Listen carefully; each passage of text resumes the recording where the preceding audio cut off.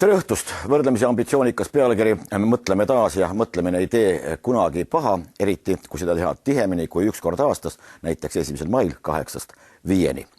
Aga mõtleme põhiliselt fundamentaalsete asjade üle, põhitõdede üle, mis tihtipeale tunduvad olevat vägagi selged, samas kui süveneda, tekib aga küsimusi küll ja küll. Üks nendest on selline termin olemas nagu desovjetiseerimine, mis kahjuks siiamaani eriti populaarne ei ole. Ja kuulame kõigepealt ära, mida on selle kohta öelda Mart Niklusel. Härra Niklus, miks te arvate, et desovjetiseerimine kui selline on ülimalt oluline ja mida te selle all silmas peate? Sõna desovjetiseerimine ise on Eestis võrdlemisi vähe tuntud. Mul on isegi kõrgharidusega inimesed öelnud, Niklus, ärge seda sõna tarvitage, sest inimesed ei saa aru, mida see tähendab. Sõnale endale võib läheneda kahest vaatepunktist. Üks on filoloogiline. Me teame, et prefiks D annab mingile sõnale, tavaliselt võõrsõnale, vastupidise või eitava tähendusega. On näiteks olemas sõnad desarmeerima, dekoloniseerima, denatsifitseerima ja teised. Eks ole, see on vastupidine sõnale desorganiseerima, organiseerima. No mis see desovjetiseerima siis peaks tähendama? Sõna sovjetiseerima ma olen sõnaraamatutest leidnud, aga kõige viimases suures kapitaalses sõnaraamatus, mis meil siin on, seda sõna sees ei ole. Pole sõna desovjetiseerima, pole sõna derussifitseerima, kuigi venestama on. Ja sellised, need tundub, et need sellised sõnad on siis kas meelega välja jäetud või on siis mingisugune kahe silma vahele jätmine või ma olen sellele väga palju mõelnud. Ma tean näiteks, et pärast natsiraifi kokkuvarisemist viidi ju Saksamaal läbi denatsifitseerimine.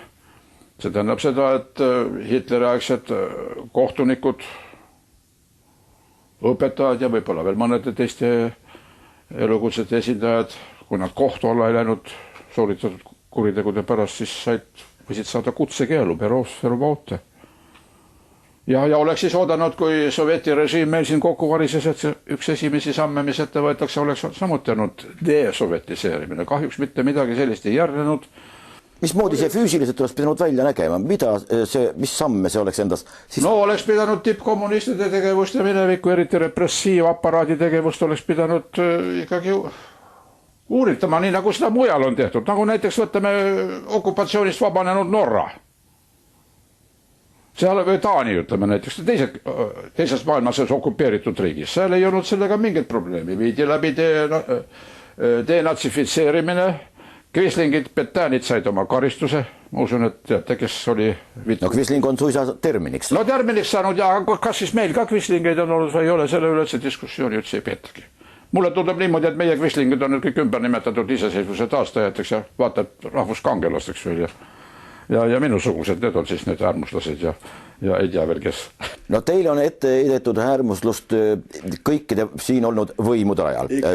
Nõukogude võimu ajal olite te dissident, teisitimõtleja ja selleks olete te jäänud sisuliselt tänase päevani. Kusjuures need, kes on teid nimetanud dissidentideks, nii siis kui ka praegu, on sisuliselt samad inimesed. Seda küll, ma leian, et sõna dissident minu jaoks ei ole päris kohane. Dissidentidele esialgselt see sõna on vist sõnaraamatudes olemas, mõeldi teisiti mõtlevad ja eriti usu taganejaid või usust pöördujaid, need olid dissidendid. Siis hiljem selle sõna tähendus kandus üle poliitikasse, näiteks olid väga tuntud Moskva dissidendid. Nemad olid niisugused inimesed, intellektuaalid põhiliselt, kraadiga teadlased isegi, eesotsas akadeemik Sahharoviga, keda mul oli au ka isiklikult tunda, kes kritiseerisid nõukogude võimu ja nõudsid reforme ja nõudsid seadustest kinnipidamist. Et kui seadustest kinni peetaks, austatakse inimõigused, no siis võiks ju see võim edasi kesta. Need nimetati dissidentideks. Aga meil siin Eestis, meil oli tegemist isikutega, kes oli midagi rohkemat kui dissidendid. Meie olime vabadusvõitlejad või õigem oleks isegi veel öelda vastupanu liikumisest osavõtjad. See on midagi kõrgemat ja õilsemat kui paljas kerge niisugune dissidentlus.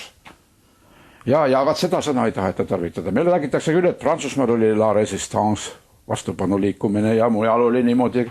Aga mis meil siin siis oli? Meil olid siin dissidendid ja äärmuslased ja mõned niist eneses armunud inimesed ja võib-olla vaimselt ebanormaalsed ja aga selle iseseisvuse taastased ikka endised komparteilased ja teised, kes niimoodi. Niisugust juttu meil levitatakse ja kahjuks on väga palju ka uskujad, kes seda usuvad. Panite tähele, ilusti, et oli see 20. august. Siis räägiti lõpmatuseni iseseisvuse taastamisest. Mitte midagi ei räägitud Nõukogude kommunistliku okupatsiooni lõppemisest. Panite tähele. Alati tuleb sellistel juhtudel jälgida, millest räägitakse ja millest vait ollakse. Sest kogu info, mis meile pakutakse, on äärmiselt tendentslik, äärmiselt ühekülgne ja kahjuks paljud inimesed ei taipa, et kuulge, et kogu tõde ei öelda ju välja. Te mainisite ka sõna okupatsioon. Selle sõnaga on samuti suhteliselt suur segadus, sellepärast, et rahvusvaheline keelepruuk tunneb inkorporeerimist, annekteerimist ja tunneb ka okupeerimist. Nüüd ametlikult on meil käibel isegi seaduse jõuga selline arusaam, et Eesti Vabariigis oli okupatsioon 1940. kuni 1991. aastani. Samaaegselt, iga Eesti, mitte ainult Eesti, vaid üle maailma on tavaliselt ikka niimoodi olnud, et kodanike püha kohus on okupatsioonile vastu seista, vastu töötada, kas või võidelda. Sellest tulebki see vastupanu liikumine. Samal ajal tundub tihtipeale ka niimoodi, et sõna okupatsioon kasutatakse väga sageli küll kõikvõimalikes pidulikes sõnavõttudes, kuid oma tegelikus tähenduses teda ei tarvitatagi. Sellepärast, et te mainisite ka enne, et siis oleks pidanud olema desovjetiseerimine, kõrgemad okupatsiooni ametnikud, seda poliitikat kõige kõrgemal tasemel ellu viinud siinsed ametnikud, oleks pidanud ka. Mingi kuuleski vastutust kandma sellest, sest mina oleksin nimetanud riigireeturiteks ja kollaboratsionistideks või kollaborantideks, nagu öeldakse niimoodi. Nad olid ju võõrvõimu käsilased ja okupatsiooni tugisambad.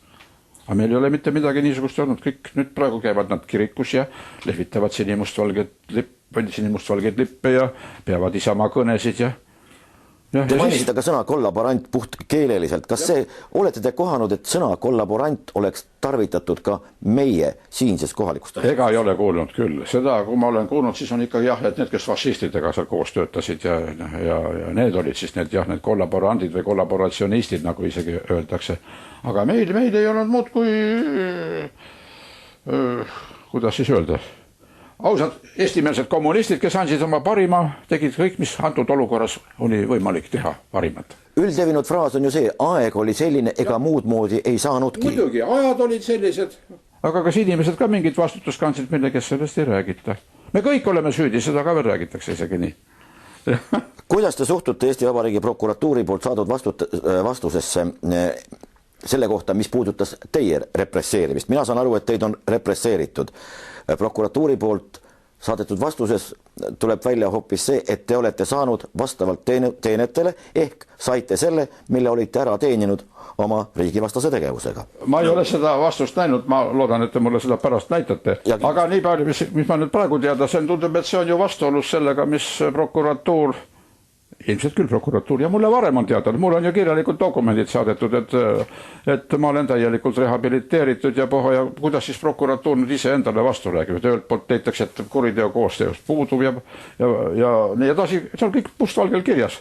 Ma võin seda pärast välja otsida ja tsiteerida. Ja nüüd leitakse, et ma olen ikkagi vastavalt teenetele saanud. Mis loogika või mis õigusemõistmine või õigusteadus või see siis niisugune on, et kas need inimesed on professionaalselt pädevad üldse niisugust asja, selle asjade üle otsustama, et kui räägitakse kord ühte juttu, räägitakse teist juttu ja mina leian, et siin tuleks nende inimeste kvalifikatsioon tõstada küsimus nende kutse sobivusest, kui see nüüd õige on, et ma olen saanud vastavalt õiesti karistatud ja nii edasi. Kes see konkreetselt oli? Ega see järsku see Erich Vallimäe ei olnud? Ei olnud. Jah, kurikuulus Vallimäe, kes praegu kuskil edutab ja vist on nüüd kah vist, ma ei tea, advokaat või kes ta praegu on, kes sopitses kokku selle kriminaalasja meie Jüri Kukke ja minu kohta ja kahjuks Jüri Kukk on justiitsterrori, justiitskuriteo ohver siiamaani. Siiamaani ei ole uuritud tema surma asjaolusid, mida oleks ammu pidanud tegema ja mida me oleme kogu aeg nõudnud. Miks te arvate, mis on selle takistuseks, miks ei ole uuritud okupatsiooniaegseid justiitskuritegusid, kas või neid paari, mis puudutab teid, mis puudutab kadunud Jüri Kukke, Lagle Parekit, Endartot, kõiki neid? nüüd on küsimus jälle selles, mida siis uurimise all siis mõeldakse õieti. Ma arvan, jälle põhjus on see, et meie õiguskaitseorganid on desovetiseerimata, istuvad endistel kohtadel või on mõne muu sooja ametikoha vahepeal saanud need samad tegelased, kes on saanud nõukogudeaegse koolituse, kellel oli nõudealne maailmavaade, kes igasugusest teisiti mõtlemisest nägid nõukogude vastast tegevust ja kriminaalkuritegu ja nii edasi. Ega neid ei ole ju ühtegi vallandatud, nii nagu sõjajärgses Saksamaal viidi läbi õiguskaitseorganites puhastus. Meil ei ole puhastust olnud. Meil on ainult ümber nimetamised miilitsasse, politsei seal ütleme niimoodi ja veel teisi selliseid näiteid võid tuuakse, ühesõnaga nagu öeldakse, see sama supp teises taldrikus ja nad represseerivad meid praegugi hea meelega edasi. Kui kriminaalasjadega enam ei saa, siis kasutatakse tsiviilmenetlusi, näiteks mind jäeti ilma oma kodust. Neid meetodeid on ilmselt veelgi. Kui Mart Niklus oli kasulik, siis tõsteti tema kogu aeg kilbi peale, kas või räägiti temast kogu aeg, kui väga aktiivsest Nõukogude okupatsiooni vastu võitlejast. Kui muutus ta tüütuks, siis hakati rääkima Mart Niklusest kui omamoodi veidrikust, võib-olla imelikust, inimesest, kellele tuleb natukene kaasa tunda, ajad on läinud, aga ta on ikka jäänud pidama sinna, kus ta kunagi oli. Mis te selle peale koostate? Vastan, et ega naaslit kotti ei peida. Mulle on öeldud seda niimoodi, et Niklus, te olete Eesti rahva, Eesti riigi heaks rohkem ära teinud kui mõni teine praegune erakond tervikuna. Paistab, et see mõnedele ei meeldi. Ja ma olen jäänud tõesti aktiivseks. Võib-olla ma ei ole nüüd küll enam, aastad annavad ennast tunda, nii nagu ma 20 aastat tagasi olin, aga ma ikkagi ütlen sõna sekka ja ütlen päris avameelsed ja kommenteerin internetis oma õige nime all, ma ei varja oma nime. Ja ma olen sellest ka tunnustusi saanud, et naela pea pihta annate, teid võiks eksperdina kasutada ühe või teise asja küsimusele otsustades. Mul on väga hea meel seda olnud kuulda. Aga need, kes siis hirisevad niimoodi, et jah, et nii ja naa, eks need ole sovjetliku meelelaadi kammitsetes, ma usun niimoodi endist viisi ja võib-olla siis värisevad võib-olla ka oma koha pärast, et mine tea, mis võib juhtuda, järsku ühel päeval tuleb uus Nürnberg või mine tea, mis on seda. Nii et nad jäävad minust potentsiaalset ohtu endale. Eks meie endiste poliitvangid hulgas ole ka mitmesuguseid. On ju niisugusi, kes väga avameelsed on ja julged on, näiteks Kalju Mätik ja on ka teisi, kes kannatavad juba Stockholmi sündroomi all, nii võiks öelda.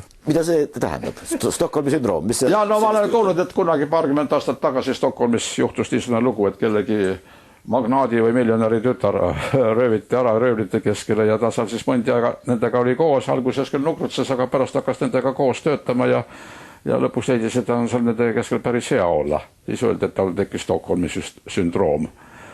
Nii on ka meie endiste küüditatud ja poliitvangid hulgas selliseid.